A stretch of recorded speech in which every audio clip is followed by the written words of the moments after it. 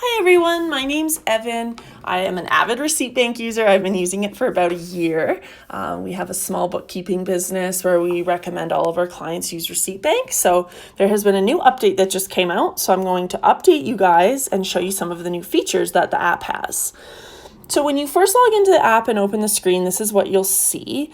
The app is great. It allows you to essentially take photos on the go from any mobile device. So whether you're out with a client for meals and entertainment, or if you're getting office supplies on an errand, or you're at the fuel pump to get fuel, you are easily able to just open a quick app, snap a photo, and get rid of the receipt. So as soon as you get into the app, you're going to see this screen. You'll see right now that my inbox is empty. This means that all of my current receipts that I've taken photos of have been categorized and archived. So say I go to get fuel and I need to take a photo. What I'm going to do is I'm going to open the app. I'm going to go to the very bottom where there's the green square and I'm going to hit add item. This will take you to the camera. Now there's a couple things I want to point out before we take the photo. You'll see at the very bottom there's single, multiple, and the combine modes. I'm just going to quickly brief you on what each of these mean. So single would be in this, an example just like this. You have a single receipt that you need to take a photo of. This would be the mode that you would want to use. Multiple, I recommend people using for, say you have built up your receipts for 2 weeks, you just haven't had time to snap any of the photos, and you have an envelope full of receipts at the end of 2 weeks, a really backdated stack. This allows you to take multiple photos at one time and submit them all at once. So it's a little bit of a time saver if you have a few receipts built up. And then finally, the combine mode is best meant for receipts that are multiple pages. So say a vendor prints off a receipt and it has both front and back pages, page 1 and page 2. You can use combine for that. It will take both page 1 and page 2 and put them into one PDF.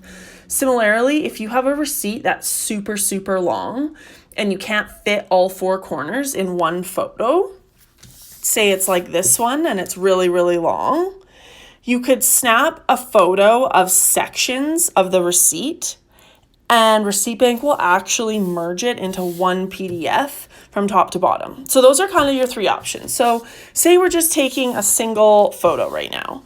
You're going to go to snap the photo, hit single, make sure all 4 corners of the receipt are showing, and hit the photo button. This will then take a photo of the receipt. You can write a description if you choose. That's completely up to you or your bookkeeper or accountant. Again, you can choose a category. So this would be fuel. Whoops. Again, this is dependent often if a bookkeeper or accountant is owning your receipt bank platform, they will likely choose the category, but that's completely dependent on your guys' arrangement. Okay, and then you would hit submit. Now, while it's uploading, I'll just quickly explain what it kind of data extracts for. So right now, it's going to extract things like the supplier name, the date of the invoice, any GST, and the total amount. Once it is finished extracting, you'll see it in your inbox. It will let you know if anything's missing, any fields are missing, or if your accountant or bookkeeper has sent you further inquiry and follow-up. Once it eventually fully extracts and is booked, it will then move into the archive section. So I'll quickly show you that. At the very top, you'll see there's an archive to the right of the inbox. If you click on that, it will show you all the details of anything you have submitted.